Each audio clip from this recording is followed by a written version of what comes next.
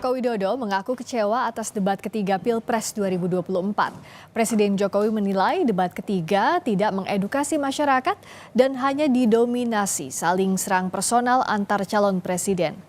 Menurut Jokowi, saling serang tidak masalah selama tidak menyerang personal. Jokowi menyebut serangan bukan untuk saling menjatuhkan secara personal. Jokowi pun meminta format debat Pilpres perlu diubah. Saya melihat substansi dari visinya malah tidak kelihatan. Yang kelihatan justru saling menyerang, yang sebetulnya nggak apa-apa, asal kebijakan, asal policy, asal visi yang diserang, nggak apa-apa. Tapi kalau sudah menyerang personal, pribadi yang tidak ada hubungan dengan konteks debat tadi malam, mengenai hubungan internasional, mengenai geopolitik, mengenai pertahanan, dan lain-lainnya. Saya kira kurang memberikan pendidikan, kurang mengedukasi masyarakat yang menonton. Saya melihat. Tidak hanya Jokowi, calon presiden nomor urut 2 Prabowo Subianto pun mengaku kecewa dengan debat ketiga. Prabowo menyebut narasi pasangan calon lainnya, padahal masalah pertahanan adalah rahasia negara.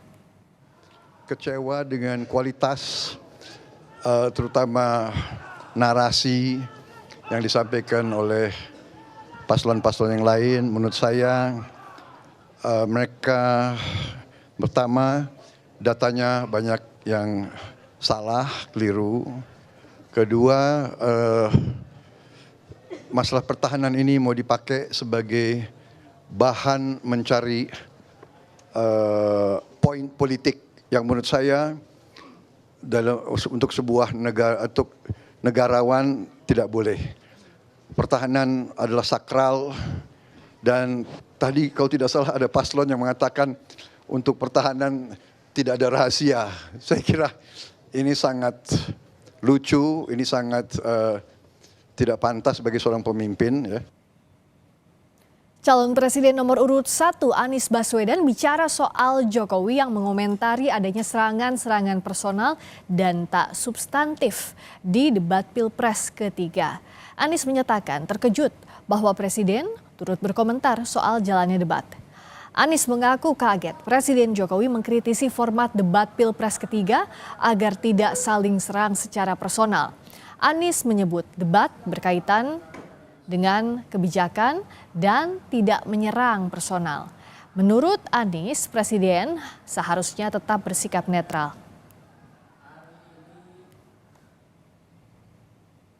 Kalau dipandang sebagai personal, ini sama sekali nggak ada personal. Semuanya adalah tentang kebijakan. Bisa direview ulang kok apa yang tadi kemarin dibahas. Jadi malah saya agak terkejut kok Pak Presiden ikut komentar soal debat ya. Jadi saya rasanya nggak mau komentar terlalu banyak dah. Biar publik aja nanti yang menilai Pak Presiden membantu atau tidak. Ya seperti pernyataan beliau saya masih pegang bahwa beliau menyatakan netral. Ya kami berpandangan itu harus dipegang terus. Cawapres nomor urut 3 Mahfud MD menyebut tak ada capres yang menyerang secara personal dalam debat ketiga. Mahfud menyebut tak ada substansi pertanyaan yang berupaya membongkar rahasia negara.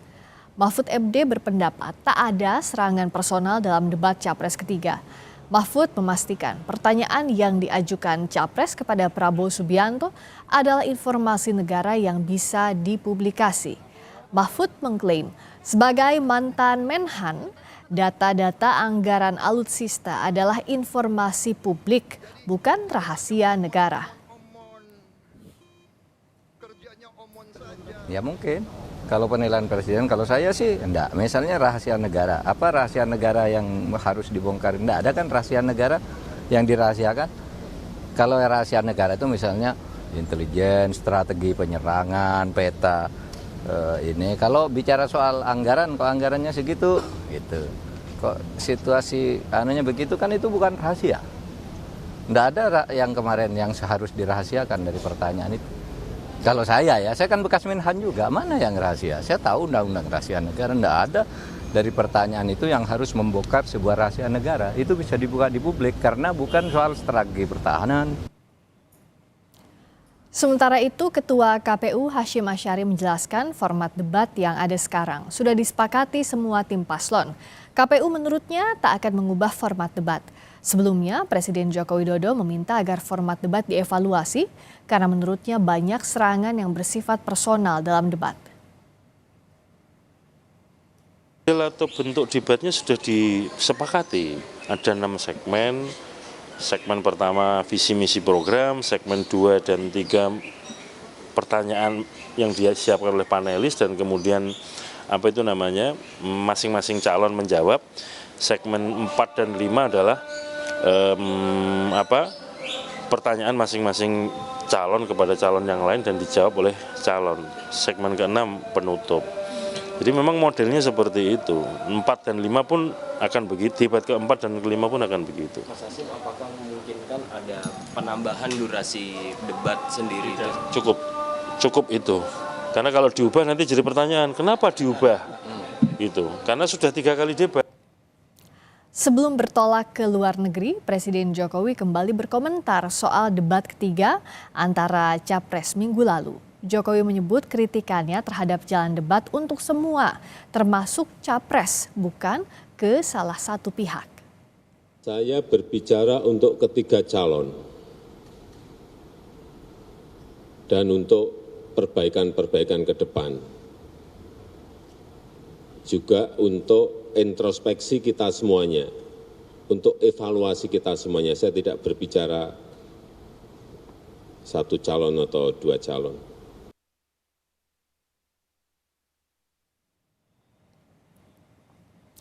Presiden Jokowi menilai debat didominasi saling serang personal antar calon presiden. Bagaimana respons KPU terkait hal tersebut? Kita bergabung dengan jurnalis Kompas TV Irianda Mardanus langsung dari gedung KPU RI Jakarta. Irianda, apa tanggapan KPU soal pernyataan dari Presiden Jokowi? Adakah pernyataan dari Capres yang dinilai melanggar, yang dinilai memang menyerang personal?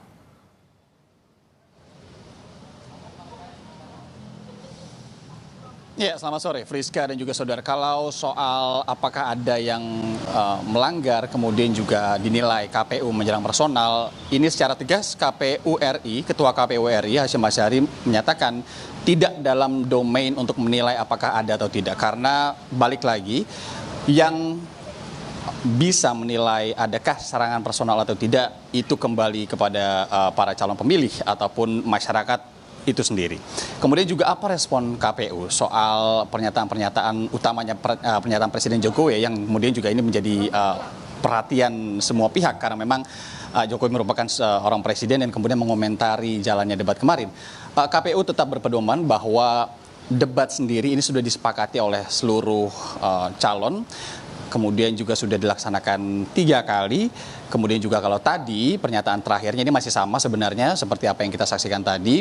Karena pernyataan Ketua KPU RI belum ada lagi yang terbaru. Tadi kami coba untuk wawancara langsung beberapa kesempatan setelah acara pelantikan di gedung KPU. Tapi KPU RI atau Ketua KPU Hashim Asyari ataupun komisioner lainnya ini memilih untuk bungkam. Nah, apa kemudian sikapnya, apa kemudian pernyataannya? Itu bahwa bahwa jalannya debat kemarin itu semuanya pro kontranya, polemiknya akan dijadikan bahan evaluasi. Kita tahu bahwa selesai debat, baik itu debat capres ataupun cawapres, akan selalu ada rapat evaluasi. Rapat evaluasi ini akan dilakukan tentu dalam waktu yang disetujui bersama antara KPU RI bersama dengan para tim ses pasangan calon presiden dan wakil presiden, kapan akan dilaksanakan. Nanti kalau sudah ada ketentuan tanggalnya pasti akan diinfokan juga kepada publik. Nah, dalam evaluasi sendiri ini biasanya KPU nanti akan menampung masukan-masukan yang ada, kemudian juga diterima oleh KPU RI, kemudian juga nanti akan dijadikan bahan evaluasi. Setelah itu akan baru dilakukan rapat bersama dengan penyelenggara atau TV penyelenggara. Baru itu akan membahas bagaimana kemudian format yang akan ditentukan bersama dalam debat selanjutnya. Kita tahu debat selanjutnya adalah debat antar cawapres atau dalam hal ini debat keempat. Nah, kemudian kalau kita ulik sedikit, ini memang banyak komentar, kemudian juga banyak mendapat di tengah masyarakat, di tengah publik, di tengah warganet terutama yang kemudian pasca debat kemarin ini banyak hal-hal yang kemudian kita temukan baru begitu ya, yang kemudian ini menjadi bumbu-bumbu menghangatkan jalannya politik atau pemilu 35 hari menjelang pemilihan umum pada 14 Februari 2024, Friska. Utamanya yang kemudian kita soroti bersama adalah apa yang kemudian dilakukan dua politisi PSI atau tim ses dari Prabowo Gibran yang kemudian mengaku tiba-tiba nyamperin moderator begitu ya, karena memang ada hal yang dianggap janggal, ada tim dari pasangan calon lain yang mencoba untuk mengganggu konsentrasi, dugaannya begitu. Tapi KPU kemudian menyatakan juga terkait hal itu, kan sudah ada liaison officer-nya atau jembatannya dari para panitia yang kemudian seharusnya begitu itu bisa digunakan dan dimanfaatkan untuk kemudian mengkomunikasikan bila ada yang dinilai tidak tepat. Sekali lagi, semua masukan-masukan akan didalami oleh KPU yang nantinya akan kemudian diulas lagi dalam rapat evaluasi di KPU yang kemudian ini tanggalnya juga akan disepakati oleh tim ses para paslon. Friska. Jelang debat akan ada evaluasi dari KPU RI. Terima kasih Rianda Mardanus atas laporan Anda.